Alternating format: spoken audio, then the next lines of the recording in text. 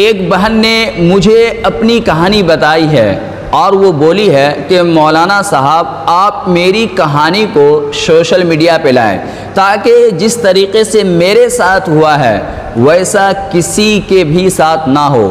وہ لڑکی کی کہانی یوں تھی، اس لڑکی کی شادی ہوئی، شادی ہونے کے بعد میاں بیوی میں جھگڑا ہونا شروع ہو گیا اور خوب جھگڑا ہوا کرتا تھا، یہاں تک نوبت پہنچتی تھی کہ لڑکی باتوں باتوں پہ غصہ ہو جاتی تھی اپنے شوہر پہ، چونکہ ان کے شوہر کے پاس پیسے نہیں تھے، اور وہ شوہر کہتا تھا کہ رک جاؤ، اللہ تعالیٰ جب ہمیں پیسے دے گا تو تمہاری ہر وہ خوشی پوری کروں گا جو تم چاہتی ہو۔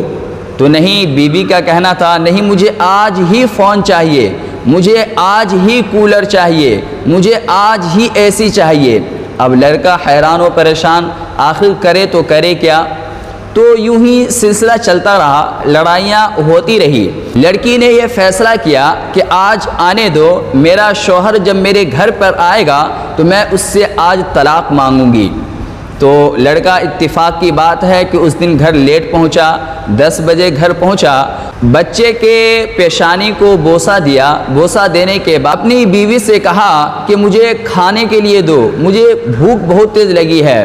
بیوی چونکہ لیٹی ہوئی تھی، لیٹی کیا ہوئی تھی بلکہ جان بوجھ کے لیٹی ہوئی تھی، اور وہ اندر سے کوئی بھی جواب نہیں دی۔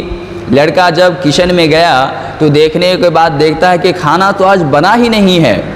تو لڑکا نے نمک ڈالی اور اس میں تیل ڈالا اور سوکھی روٹی بیچارہ کھانے لگا۔ لڑکا کھانے کے بعد وہ اپنی ڈائری میں کچھ لکھا، لکھنے کے بعد وہ باہر نکل گیا۔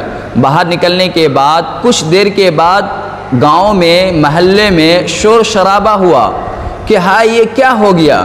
تو میں بھی گھبرائی، میں بھی اٹھی کہ کسے کیا ہو گیا؟ میں تو ابھی رو ہی رہی تھی۔ تو کسی نے کہا کہ اکبر کا ایکسیڈنٹ ہو گیا۔ تو میرے پیروں تلے تو زمین ہی گھسک گئی ہو، ایسا محسوس ہو رہا تھا۔ تو میں دیکھ رہی تھی کیا کہ لوگ چارپائی پہ میرے شوہر کو میرے پاس لا رہے تھے اور میں بے تحاشا رو رہی تھی اور میرے سامنے رکھ دیا، یہاں تک کہ گاؤں والے، محلے والوں نے جنازے کی نماز فکس کرنے لگے، مسجدوں میں اعلان ہو گیا کہ نماز کتنے بجے ہونی ہے، اور میں رونے ہی میں پریشان تھی کہ آیا اب میں کس سے لڑائی کروں گی؟ اب میں اپنی بھڑاس کن پہ نکالوں گی؟ اب میں کس کے سہارے زندگی گزاروں گی؟ اب میں کس کے چھت کے نیچے رہوں گی؟ اب میں کس کے سائے میں رہوں گی؟ میں یہ سوچ ہی رہی تھی کہ ان کا ڈائری مجھے ملا۔ ڈائری میں لکھا ہوا تھا کہ دیکھو افسانہ، میرے ساتھ یہ مجبوریاں ہیں اور مجھے کمر میں چوٹ آئی ہے جس کے بنا پر مجھے 7 ٹانکے لگیں گے اور میرے پاس پیسہ کوئی نہیں ہے کہ میں اپنا علاج کروں، اس لیے میں تمہاری ضرورت کو بھی پورا نہیں کر سکتا۔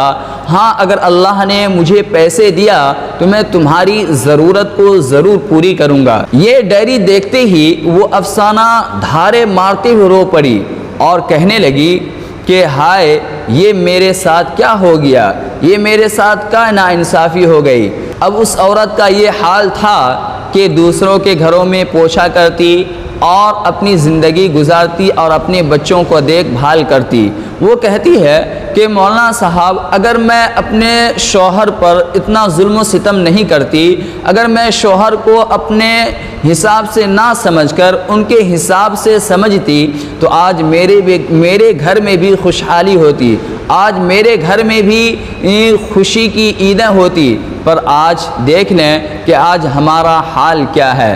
تو میرے عزیزوں، اس واقعے سے یہ بات سمجھ میں آتی ہے کہ اپنے شوہروں کو سمجھا کریں، ان کی پریشانیوں کو سمجھا کریں۔ یہ نہیں کہ آپ کو خوشیاں نہیں دینا چاہتے، وہ خوشیاں دینے کی کوشش کرتے ہیں پر ان کے پاس خوشی دینے کے لیے جو کاغذی نوٹ ہوتے ہیں وہ ان کے پاس نہیں ہے، اور ان کی وجہ سے آپ ان سے لڑائیاں کرتی ہیں، آپ اسے گالی گلوچ دیتی ہے، آپ ان سے منہ پھلاتی ہے۔